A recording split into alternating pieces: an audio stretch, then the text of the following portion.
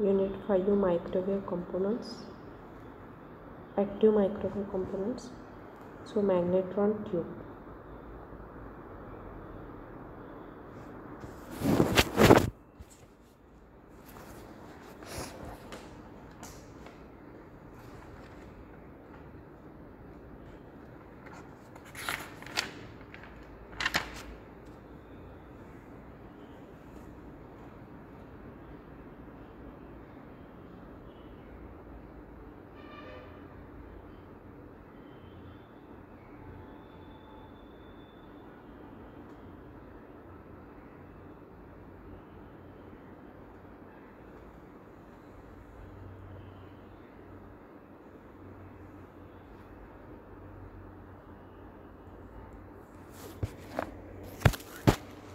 The one microwave tube performed its task so well and so cost effectively that it continued to again supreme in the competitive of consumer electronics, that is a magnetron tube. This device formed the heart of every microwave oven, generating the several hundred watts of microwave RF energy used to heat food and beverages, and doing so under the most ruling conditions for a tube. The powered on and off are at random times and for random durations. The magnetron tubes are representative of entirely different kinds of the tube than the IoT and klystron, whereas the latter tubes use inner electron beam. The magnetron directs its electron beam in circular pattern by means of strong magnetic field.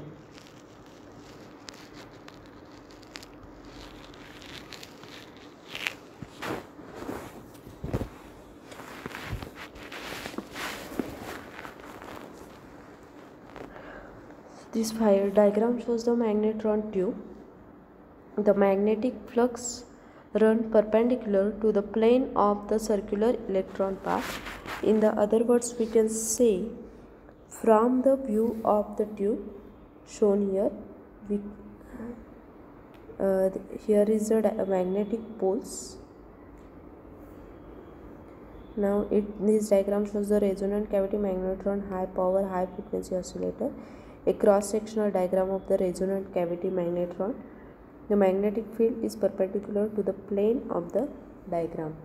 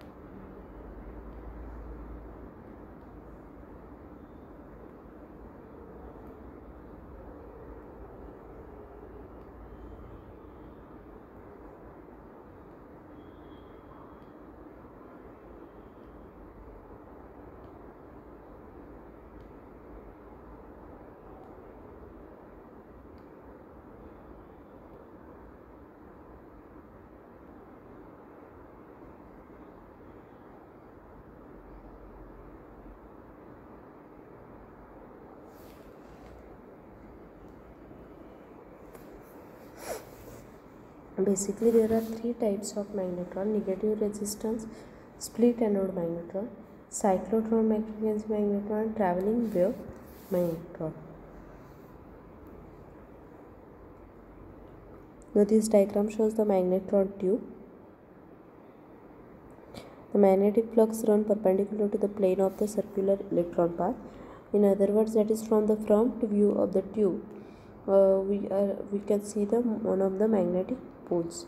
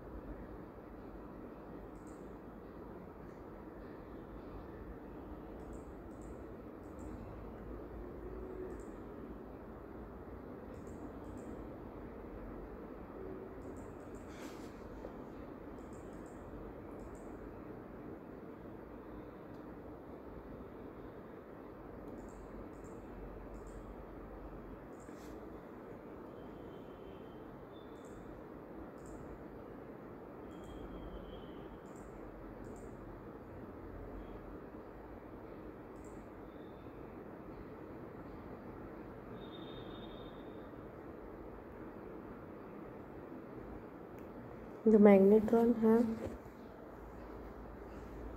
the cavity resonators are used as a microwave frequency tank circuit, extracting the energy from the passing electron beam inductively.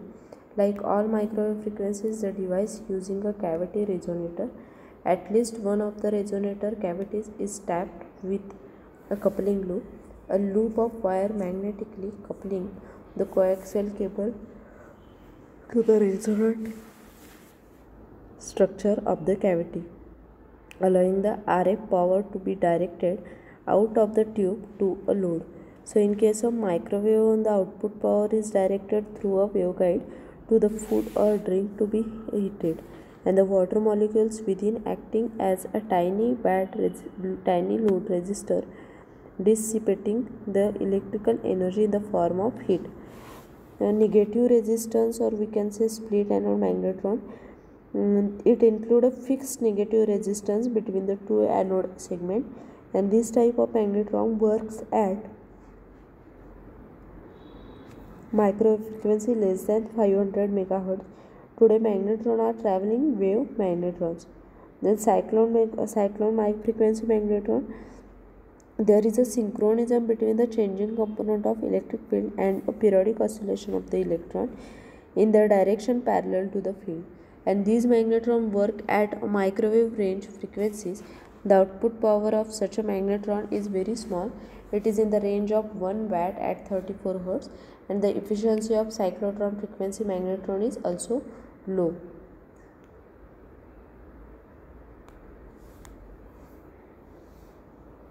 Then traveling wave magnetron,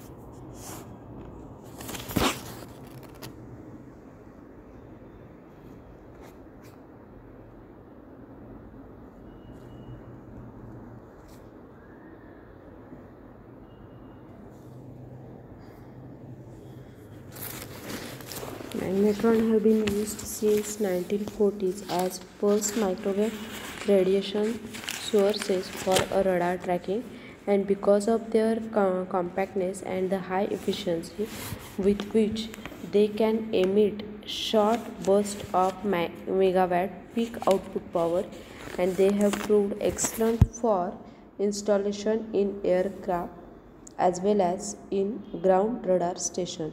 In continuous operation, a magnetron can provide a kilowatt of microwave power, which is appropriate for rapid microwave cooking.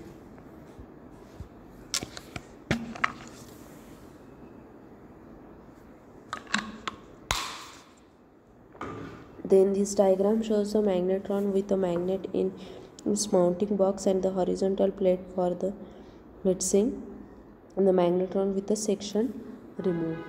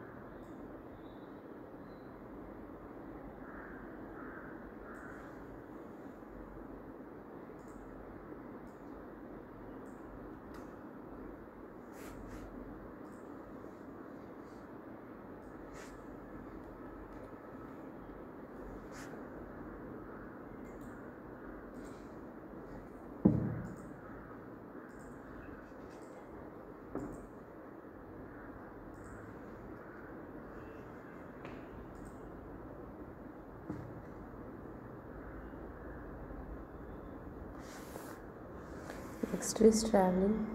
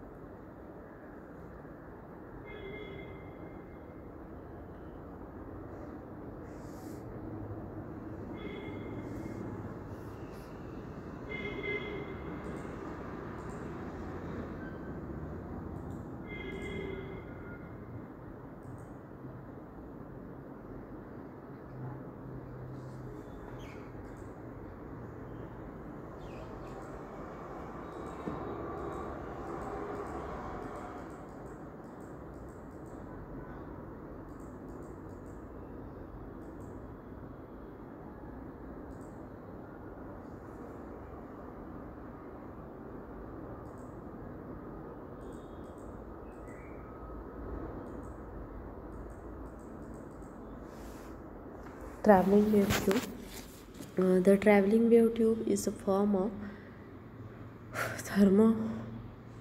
thermionic ball or the tube which is still used for high power microwave amplifier design.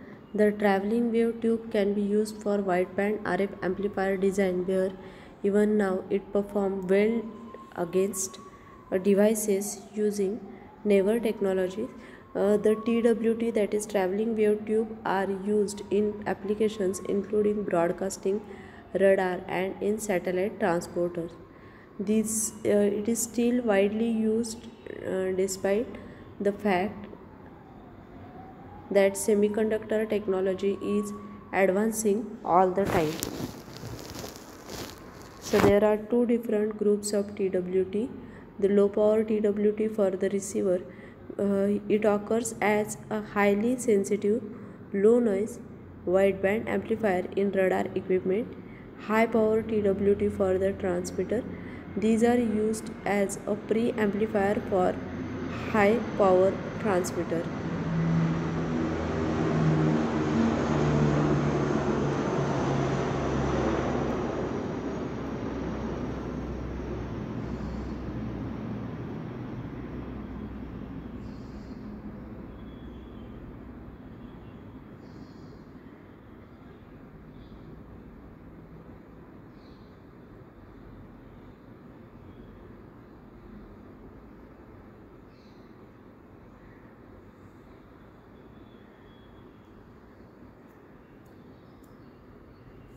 There are two different groups of the TWT, low power and high power. Now low power, it occurs as a highly sensitive, low noise and wideband amplifier in radar equipment. High power, these are used as a pre-amplifier for high power transmitters. Then TWT construction, it can be split into number of separate major elements. These are vacuum tube, electron gun, magnet and focusing structure, RF input, helix, RF output and collector. The traveling wave tube is high gain, low noise, wide bandwidth microwave amplifier. It is capable of the gains greater than 40 dB with a bandwidth exceeding an octave. So traveling wave tubes have been designed for frequencies as low as 300 MHz and as high as 50 GHz. It is primarily a voltage amplifier, and the wide bandwidth and the low noise characteristic make the TWT ideal for use as an RF amplifier in microwave equipment. These amplifiers are typically capable of developing a power up to 2.5 kW, and the narrowband RF amplifier application, it is possible to use a coupled cavity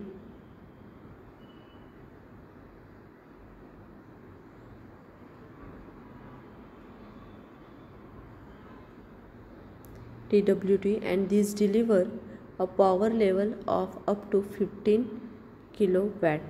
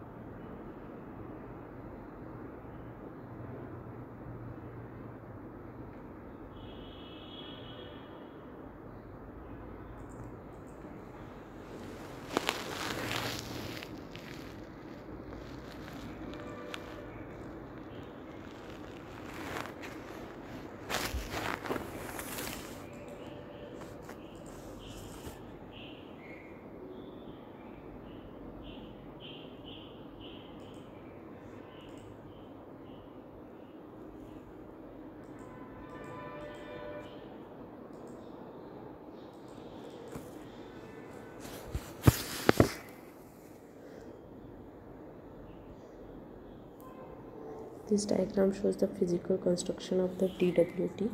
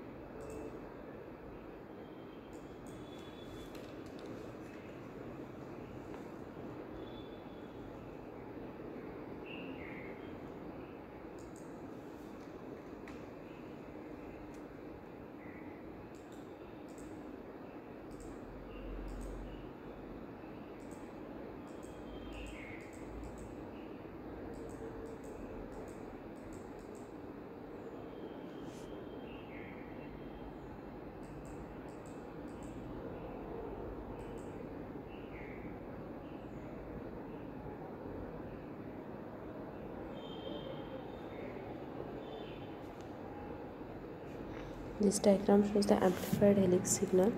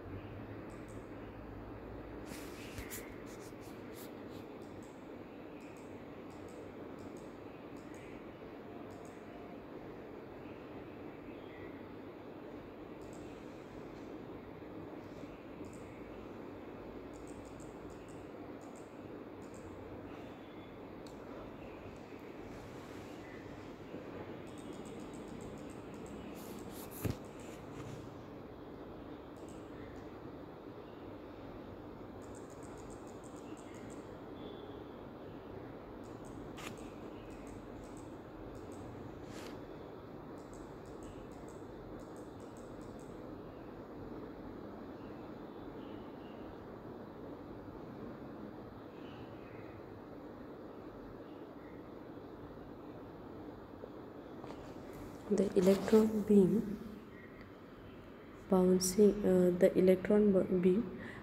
already starts at the beginning of the helix and reaches its highest expression on the end of the helix. If the electrons of the beam were accelerated to travel faster than the wave traveling on the wire, bunching would occur through the effect of velocity modulation. So velocity modulation would be caused by the interaction between the traveling wave field and the electron beam, and the bunching would cause the electron to give up the energy to the traveling if the field were of the correct polarity to slow down the bunches. The energy from the bunch would increase the amplitude of traveling wave. The helix may be replaced by some other slow wave structures such as ring bar, ring loop or coupled cavity structure, and the structure is chosen to give the characteristic approximate desired gain bandwidth of power characteristic. Then its operation is vacuum tube. The vacuum tube is required, a vacuum that is required for the operation of TWT. First element electron gun comprises primarily of the heated cathode grid, and this produces then accelerate a beam of electron that travel along the length of the tube. Then electrons are made to travel as a right or narrow beam along the length of the traveling wave tube. So a helix is essential part of the traveling tube. It acts as a delay line in which the RF signal